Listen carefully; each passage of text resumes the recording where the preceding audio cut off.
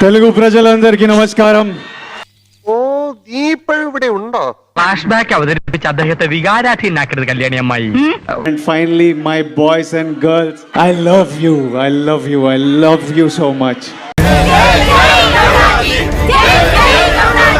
Exact కాదు, approximately 6 years back ఇదే డైరెక్టర్తో నా కెరియర్లో బిగ్గెస్ట్ హిట్ ఇచ్చాను, గీతా గోవిందం.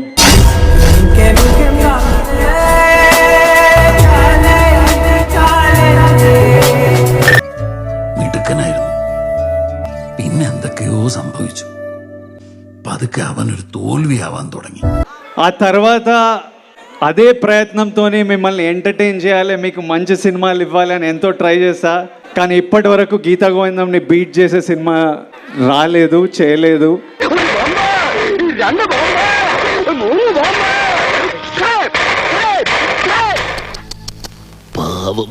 ఆ 100 crores కొట్టాలి అని డ్రీమ్ చేసిన పిల్లోడు, ఆ 100 crores కొట్టిన పిల్లోడు మళ్ళీ 200 crores కొడతానని ఓ సినిమాకి చెప్పాడు. ഞാൻ ഓർക്കുന്നു, വല്ലാതെ ഓർക്കുന്നു. ഒരു ലയണിനും ടൈഗറിനും ജനിച്ചവൻ. നമ്മൾ ക്രോസ് ബ്രീഡ് എന്നൊക്കെ പറയും പോലെ. 100 crore is too little. 200 crore is also too little. I'm counting from 200 crore. 200 crores కొడతానని statement ఇచ్చాడు, కానీ కొట్టలేదు. അതിൽ ഞാൻ ഇന്ന് ഖേദിക്കുന്നു. അന്ന് അടി വന്നപ്പോ ഓടി ഓട്ടത്തിന് നീ അതിർത്തി കടന്നു കാണുമെന്ന് ഞാൻ വിചാരിച്ചു. അത് അവനൊരു അബദ്ധം പറ്റിയതാ. എനിക്കല്ലേ അബദ്ധം പറ്റിയത്? ഇവൻ ഇടിക്കും പൊടിക്കും എന്തൊക്കെ സ്വപ്നങ്ങളായിരുന്നു. ఈ రోజు వరకు నాతో ఎంతో మంది అలాంటి స్టేట్మెంట్ ఎందుకు ఇచ్చావు, అలాంటి స్టేట్మెంట్ ఇవ్వడం తప్పు. കറക്റ്റ്. ഇപ്പോഴെങ്കിലും നിനക്ക് ബോധം വന്നല്ല. അതായത് കാരണം ഒരു കൊച്ചു തുമ്പിയെ കൊണ്ട് സിമന്റ് ചാക്ക് ചുമപ്പിക്കാമോ? അത് ചുമക്കില്ല, ചുമക്കത്തേ ഉള്ളൂ. അതാദ്യം പഠിക്കണം നീ കേട്ടാ. ശരിപ്പോ മറ്റൊരു സത്യം കൂടി വെളിപ്പെടുത്താൻ ഞാൻ ഉദ്ദേശിക്കുന്നു. సమ్మర్ హాలిడేస్ స్టార్ట్ అయిపోయినాయి. మీ అందరికీ ఒక హ్యాపీ సమ్మర్ హాలిడేస్ సెలబ్రేట్ చేసుకోవడానికి మా తరపున ఫ్యామిలీ స్టార్ ఒక చిన్న గిఫ్ట్. ഇനി നിന്നില എന്റെ പ്രതീക്ഷ. మీరు మీ ఫ్యామిలీస్తో వెళ్ళి April 5th తప్పకుండా ఎంజాయ్ చేయండి. ഇതെങ്ങനെ സൂപ്പർ ഹിറ്റ് ആവോ അതോ മാറ്റിക്ക് തന്നെ ചുരുട്ടേണ്ടി വരും? ഞാൻ సూపర్ హిట్ ఆకి ఎడుకుడే. ఉరప్పు ఉరప్పు నచ్చలేదన్న, వేస్ట్, టోటలీ వేస్ట్. చూసిన స్టోరీనే చూడడానికి మేము డబ్బులు పెట్టి థియేటర్కి రావాలి. நான் சும்மா பூஜை பார்க்குறேன், தூங்கினாங்க போகிறேன். நான் நம்ம ஆளுங்க தான் மோசமா எடுக்கிறானுங்க அப்படின்னு பார்த்தா இவனுங்க எடுக்கிற படத்துக்கு நம்ம படமே பரவாயில்ல போல அப்படின்ற மாதிரி எடுத்து வச்சிருக்காங்க. படமா காசு கொடுத்த வேஸ்ட் சார். ஏன் சார் என்ன எதிர்பார்த்து? இல்ல படம் நல்லா இல்ல, சுத்தமா நல்லா இல்ல ஜி. சமா மொக்க ஜி. என்ன சொல்ல வராங்க? நான் எதுவும் சொல்லதுக்கு வரல ஜி. சமா மொக்க. இல்லை விஜய் தேவர்கொண்டா ఇంకా he used to stop this kind of movies. എന്തായിരിക്കും അവിടെ സംഭവിച്ചത്? അതും പൊളിഞ്ഞു. അത് എന്നെ സംഭവിച്ചത്. പാപി ചെല്ലുന്നിടത്തെല്ലാം പാതാളം.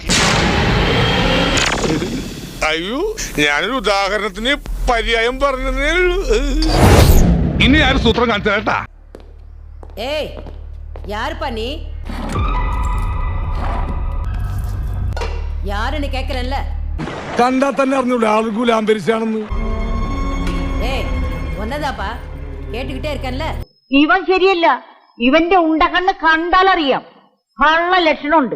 ആര് ക്ഷണിച്ചിട്ടാ ഇവരെയൊക്കെ കെട്ടിയെടുത്തോണ്ട് നീ ഇങ്ങോട്ട് വന്നത്? ரொம்ப பசிக்குதுமா, வெளியே சாப்பிடலான்னு பார்த்தா பணம் இல்ல. மொத்த பணத்தையும் உங்க பெரிய பேரன் கேட்டான்னு தார வாத்துட்டேன். ഓഹോ, അപ്പോൾ അങ്ങനെ ഒരു സംഭവം ഉണ്ടായിരുന്നല്ലേ? 8 ലക്ഷം കൈയെഴുത്തും വാങ്ങല, പത്രമും ഇല്ല. കേക്ക കൊടുത്തുകിട്ടേ ഇരുന്നേ. ആളുടെ കയ്യിൽ പൈസ ഉണ്ടാവില്ല, ഇല്ലാത്തതൊക്കെ സാധാരണയാണ്. കൈ കിടന്ന കാശ് വന്നിട്ട് 5 കൊല്ലത്തോളം മുതലുമില്ല, പരിചയമില്ല.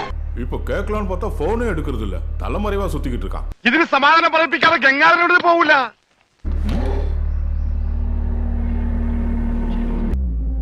അതേ മാതിരി என் கஷ்டத்தையும் நீங்க புரிஞ்சுக்கிட்டீங்கன்னா. நீ എന്താണ് ഉദ്ദേശിക്കുന്നത് വത്സ? പലമുறை ഉன்னை ட்ரை பண்ணலாம்னு நினைச்சிருக்கேன். നിന്റെ വീട്ടിൽ അമ്മയും പെങ്ങന്മാരൊന്നും ഇല്ലേ? ഇല്ല. 1 மணி நேரத்துல மல்லேஷ் ஆட்டோ எடுத்துட்டு வருவான். பணம் கிடைச்சிட்டா உன் புருஷன் ஆட்டோல ஏற சொல்லு, இல்லனா நீ ஏறி வந்துரு. 1 hour later.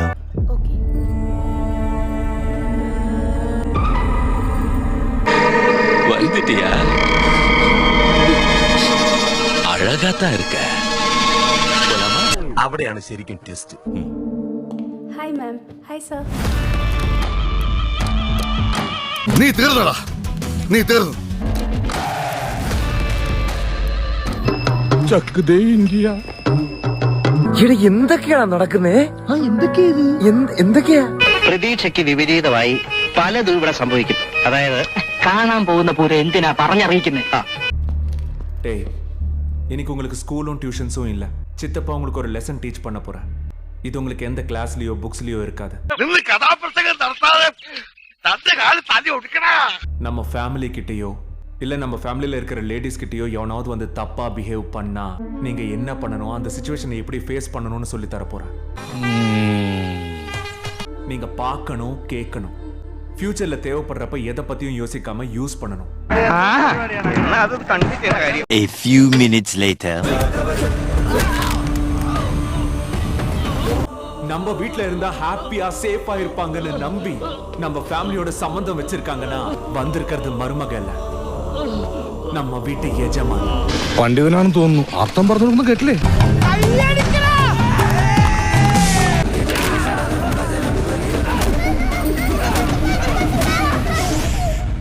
நாம பயப்படக்கூடாது. ബെസ്റ്റ്. എനിക്കറിയാൻ മേലാത്തോണ്ട് ചോദിക്കുക കുഞ്ഞെ, നിനക്ക് എങ്ങനെ സാധിക്കുന്നത്? എനിക്ക് ഒരൊത്തും പിടിയും കിട്ടുന്നില്ല നിന്റെ കാര്യത്തില്. 10 minutes later. இன்னொரு வாட்டி இந்த மாதிரி ட்ரை பண்ண எங்க வீட்லயும் ஆம்பளைங்க இருக்காங்க. എന്താ എന്താ എന്താ എന്താ നീ പറഞ്ഞുണ്ടാക്കുന്നത്? எங்க வீட்ல இருக்கிற மாதிரியே உன் வீட்லயும் பொம்பளைங்க இருக்காங்க. பட் எனக்கு ஒன்ன மாதிரி பிக்கப் பிளேஸ்லாம் தேவையில்ல. ഇത് രണ്ടു കുപ്പി കള്ളിന്റെ പുറത്ത് കൊച്ചിയിലെ ലോക്കൽ കുണ്ടകൾ പറയണ വാക്കല്ല. சந்து பொந்து காடு மேடு பஸ் ட்ரெயின் கார் எதுவானாலும் ஓகே. നോക്കിയടാ രോമ എന്നേക്കുന്നത്. മാസ് എന്ന് പറഞ്ഞാ പോരാ, മരണ മാസ്. അഹങ്കാരം പറയല്ലോ. അതിന്റെ കുറച്ച് ഭാഗങ്ങൾ കണ്ടിട്ട് ഹോ എനിക്ക് എന്നോട് തന്നെ ബഹുമാനം തോന്നിട്ട് ഞാൻ കുറച്ചേരം എഴുന്നേറ്റ് നിന്നു.